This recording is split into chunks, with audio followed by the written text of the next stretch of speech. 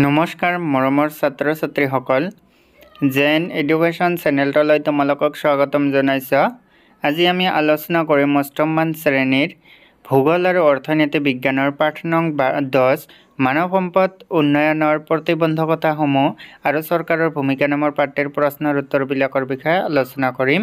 গতিকে ভিডিঅ'টো শেষলৈ চাই থাকক। ছাত্ৰ ছাত্ৰীসকল অনুশীলনীত দিয়া আছে 1 নম্বৰত চমু উত্তৰ লিখা। ইয়াত ক নম্বৰত আছে মানৱ সম্পদ উন্নয়নৰ বাধাসমূহ কি কি? খ নম্বৰত যিকোনো 3 প্ৰকাৰৰ বিষমতাৰ নাম উল্লেখ কৰা। ক নম্বৰত বৰ্তমান অসমত কেইখন চিকিৎসা মহাবিদ্যালয় আছে? ঘ নম্বৰত অসমৰ ৰাষ্ট্ৰীয় কাৰিকৰী শিক্ষা প্ৰতিষ্ঠানখন ক'ত অৱস্থিত?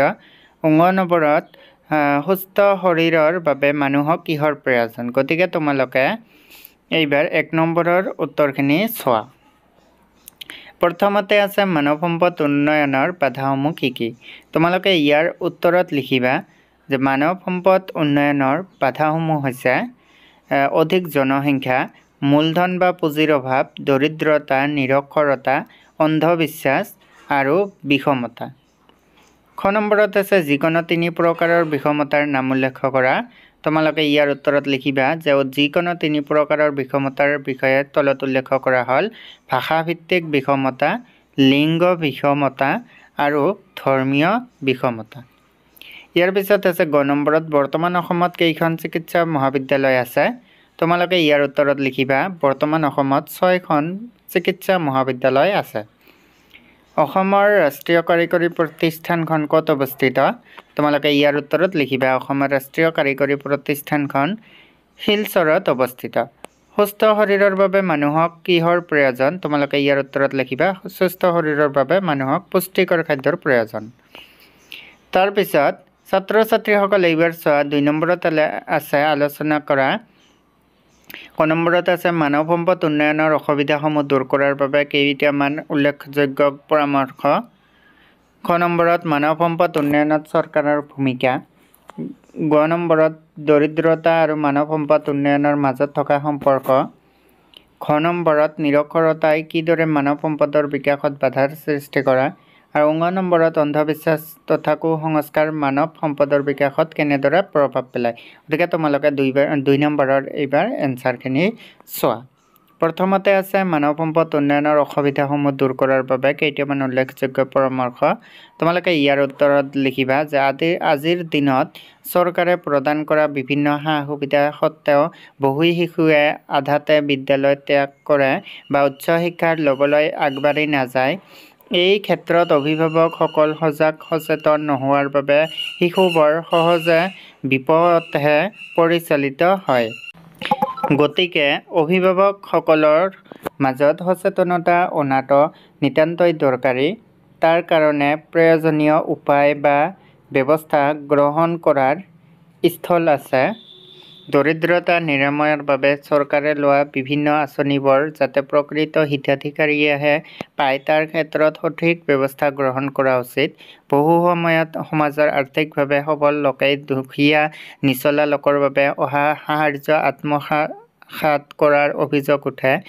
এই ক্ষেত্ৰত প্ৰশাসনৰ তৎপৰতাৰ লগতে সামাজিক জাগৰণৰো প্ৰয়োজন আছে। খ নম্বৰত আছে মানৱ সম্পদ উন্নয়নত চৰকাৰৰ ভূমিকা। তোমালোকে ইয়াৰ উত্তৰত লিখিবা যে মানৱ সম্পদ উন্নয়নৰ উন্নত শিক্ষা, স্বাস্থ্য আৰু পৌৰ সুবিধাসমূহৰ প্ৰয়োজন হয়। চৰকাৰৰ পৃষ্ঠপোষকতাত এই সা-সুবিধাসমূহ দূৰ-দূৰণিৰ তথা দুৰ্গম অঞ্চলতো উপলব্ধ হৈছে। বিভিন্ন চৰকাৰী আঁচনি, সৰ্বশিক্ষা অভিযান, ৰাষ্ট্ৰীয় শিক্ষা অভিযান মিছন আদিৰ জৰিয়তে শিক্ষাক সাৰ্বজনীন কৰাৰ লগতে নিৰক্ষৰতা দূৰীকৰণৰ বাবে চেষ্টা চলোৱা হৈছে। 6ৰ পৰা 14 বছৰ বয়সৰ সকলো শিশুৱে যাতে বিনামূলীয়া বাধ্যতামূলক শিক্ষা লাভ কৰে তাৰ ব্যৱস্থা কৰা হৈছে। স্বাস্থ্যৰ খণ্ডটো আজিকালি মানুহৰ এটা মৌলিক চাহিদাৰ অন্তৰ্গত হৈ পৰিছে। চৰকাৰৰ তৎপৰতাত স্থানীয় ৰাজ্যিক বা কেন্দ্ৰীয় পৰ্যায়ত স্বাস্থ্য সেৱাৰ উন্নতিৰ বাবে বিভিন্ন চিকিৎসা মহাবিদ্যালয় স্থাপন কৰিছে। পৌৰ সুবিধাসমূহৰ ভিতৰত চৰকাৰৰ পৃষ্ঠপোষকতাত আৰম্ভ হোৱা বিভিন্ন কৰ্মসংস্থাপন আদি স্বাৱলম্বনৰ বাবে লোন প্ৰদানৰ ব্যৱস্থা, বৃত্তিমুখী প্ৰশিক্ষণৰ ব্যৱস্থা কৰা আদিবোৰেই প্ৰধান। তাৰপিছত আছে ক নম্বৰত দৰিদ্ৰতা আৰু মানৱ সম্পদ উন্নয়নৰ মাজত থকা পাৰ্থক্য বা সম্পৰ্ক তোমালোকে ইয়াৰ উত্তৰত লিখিবা যে দৰিদ্ৰতা মানৱ সম্পদ উন্নয়নৰ অন্যতম বাধা। দৰিদ্ৰতাৰ বাবে আমাৰ দেশৰ এক বুজন সংখ্যক লোক শাৰীৰিক আৰু মানসিকভাৱে সবল হ'ব পৰা নাই। শাৰীৰিক আৰু মানসিক বিকাশৰ বাবে আমি পুষ্টিকৰ খাদ্য আৰু উপযুক্ত শিক্ষাৰ প্ৰয়োজন, যাৰ অভাৱে আমাৰ দেশৰ দৰিদ্ৰ লোকসকলক জুৰুলা কৰি আহিছে। ফলস্বৰূপে তেওঁলোকে আত্মমৰ্যাদা হেৰুৱাই ভাগ্যৰ ওপৰত বিশ্বাসী হয় আৰু নিজকে সেই অৱস্থাৰ পৰা উন্নীত কৰাৰ মানসিকতা হেৰুৱাই পেলায়। গতিকে তোমালোকে এইখিনিৰ উত্তৰ এনেকৈ লিখি দিবা। ইয়াৰ পিছত আছে খ নম্বৰত নিৰক্ষৰতাই কিদৰে মানৱ সম্পদৰ বিকাশত বাধাৰ সৃষ্টি কৰে। তোমালোকে ইয়াৰ উত্তৰত লিখিবা যে নিৰক্ষৰতা মানৱ সমাজৰ বাবে এটা ডাঙৰ অভিশাপ।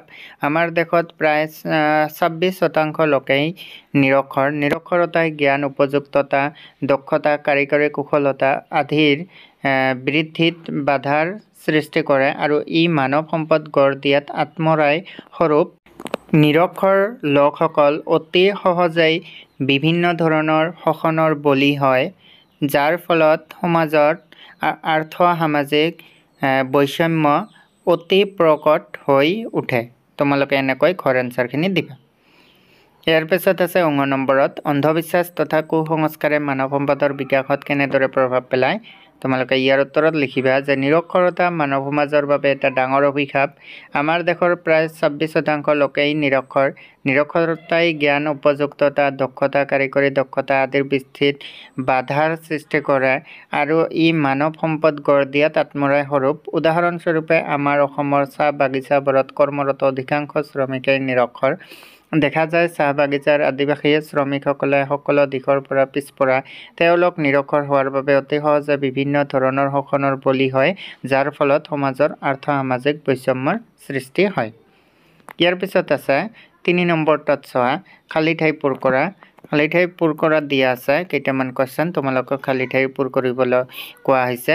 ইয়াত প্ৰথমতে আছে ক নম্বৰত মানৱ সম্পদ উন্নয়নৰ অন্যতম প্ৰয়োজন হৈছে দেশ, স্বাস্থ্য আৰু পৌৰ সুবিধা। গতিকে ক নম্বৰটোত হ'ব মানৱ সম্পদ উন্নয়নৰ অন্যতম প্ৰয়োজন হৈছে শিক্ষা। ইয়াত দিবা শিক্ষা, খালী ঠাইত লিখি দিবা শিক্ষা। মানৱ সম্পদ উন্নয়নৰ অন্যতম প্ৰয়োজন হৈছে শিক্ষা, স্বাস্থ্য আৰু পৌৰ সুবিধা। ইয়াৰ পিছত আছে খ নম্বৰত দেশ লোকসকলে অতি সহজে বিভিন্ন ধৰণৰ শোষণৰ বলি হয়। গতিকে তোমালোকে খালী ঠাইত লিখি দিবা যে নিৰক্ষৰ। ইয়াত নিৰক্ষৰ বুলি দিবা। নিৰক্ষৰ লোকসকলে অতি সহজে বিভিন্ন ধৰণৰ শোষণৰ বলি হয়। গ নম্বৰত আছে শিক্ষাৰ অধিকাৰ আমাৰ অন্যতম দেশ অধিকাৰ।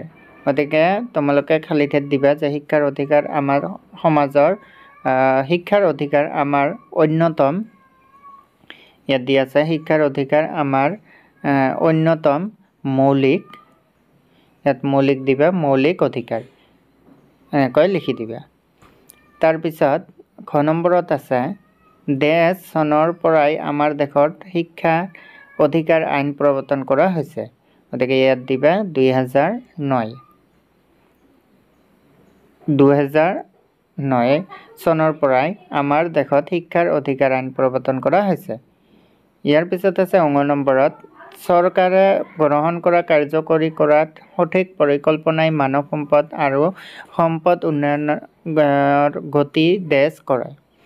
চৰকাৰে গ্ৰহণ আৰু কাৰ্যকৰী কৰা সঠিক পৰিকল্পনাই মানৱ সম্পদ উন্নয়নৰ গতি ত্বৰান্বিত কৰে। ইয়াত ত্বৰান্বিত বুলি দিবা, তোমালোকে বানামটো ভাল কৰি চাবা, ত্বৰান্বিত কৰে। ইয়াৰ পিছত আছে তোমালোকে অঙৰ এনচাৰটো এনেকৈ লিখি দিবা। ত্বৰান্বিতখিনি তোমালোকে খালী ঠাইত বহাই দিবা। তাৰপিছত আছে প্ৰথম নম্বৰত উপযুক্ত শৈক্ষিক দেশ গঢ়ি তোলাটো এখন দেশৰ চৰকাৰৰ অন্যতম দায়িত্ব। গতিকে তোমালোকক ইয়াত চোৱা উপযুক্ত শৈক্ষিক বাতাবৰণ, ইয়াত বাতাবৰণ দিবা। উপযুক্ত শৈক্ষিক বাতাবৰণ গঢ়ি তোলাটো এখন দেশৰ চৰকাৰৰ অন্যতম দায়িত্ব। গতিকে তোমালোকে এনেকৈ 3 নম্বৰৰ এনচাৰখিনি কৰি দিবা মই কিতাপতে দিছোঁ তোমালোকে ইয়াত চাই কিতাপত লিখিব পাৰিবা বা বহিতো লিখিব পাৰিবা তাৰপিছত আছে 4 নম্বৰত তোমাৰ ওচৰত বসবাস কৰা 4-5জন মানুহৰ জীৱনত ঘটা অন্ধবিশ্বাসৰ কোনো চাক্ষুষ ঘটনাৰ অভিজ্ঞতা সংগ্ৰহ কৰা অন্ধবিশ্বাস আঁতৰ কৰিবলৈ তুমি কি কি ব্যৱস্থা হাতত ল'বা বৰ্ণনা কৰা গতিকে 4 নম্বৰৰ কোৱেশ্চনটো তোমালোকক নালাগে এটা দৰকাৰী কোৱেশ্চন নহয় তোমালোকে এটা স্কিপ কৰি দিবা ছাত্ৰ ছাত্ৰীসকল ভিডিওটো যদি ভাল লাগিছে তেন্তে লাইক এটা কৰি দিব আৰু ধুনীয়াকৈ কমেন্ট এটা কৰি জনাব তোমাক নেক্সট ভিডিওত কোনটো সাবজেক্টৰ বিষয়ে তোমালোকৰ ভিডিও লাগে আৰু চেনেলটো প্লিজ সাবস্ক্ৰাইব কৰি দিব ধন্যবাদ